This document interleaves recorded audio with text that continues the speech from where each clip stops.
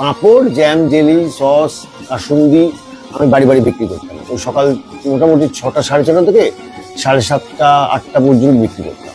আচ্ছা, দিয়ে বাড়ি আসতাম, বাড়ি এসে স্নান করে আমি স্কুলে যেতাম।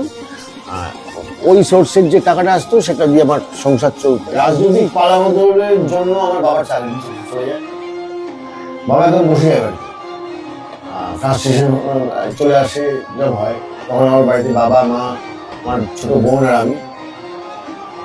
তো আমাদের তখন দুধ থিয়েটার করি, তখন তো ইয়ে করি না, মানে পেশাদার মানে তখন যাত্রাতেও আসো? না না না, তখন শুধুমাত্র দুধ থিয়েটার, দুধ থিয়েটারে ছোট ছোট পাঠ করি, পয়সা দিয়ে পাঠ করতাম, চাঁদা দিয়ে পাঠ করতে হয়, টিকিট সেল করে পাঠ করতাম। তো তখন থেকেই আমি ঠিক করতে যে আমার নিজের পড়াশুনো, আমার বোনের পড়াশুনো, টোটালটি আমার ওপর এসে থাকে। এবং আমাদের সকালে বেরিয়ে যেতাম।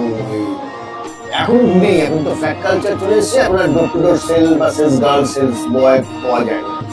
আমাদের ছোটবেলাতেই বাড়ি বাড়ি সেলস বয় বা sales girl, as a sales boy কাজ করেছো?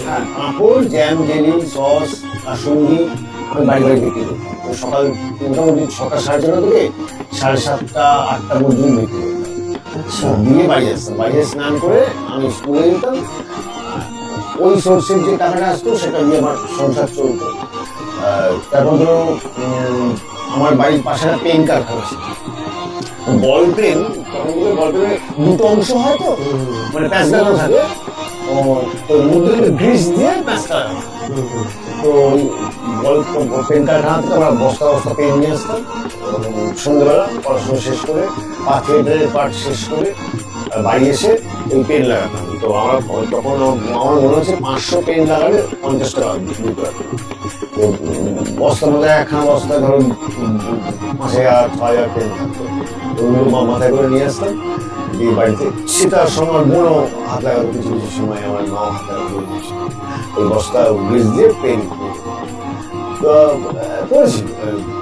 আর এর সঙ্গে সঙ্গে পড়াশোনাটা এর চালিয়ে সঙ্গে পড়াশোনা চালিয়েছি, বোনের পড়াশোনা চালিয়েছি, এবং খেটে থেকে কোনো ছাড়ি। এবং বাড়ির সবাই বলছিল চাকরি করতে, একটা স্থায়ী ইনকামের জন্য। আমি দেখলাম যে আমি একবার যদি চাকরি করতে ঢুকি না, তাহলে আমি আমার এই অভিনয়ের সাথে টিকে রাখতে পারবো।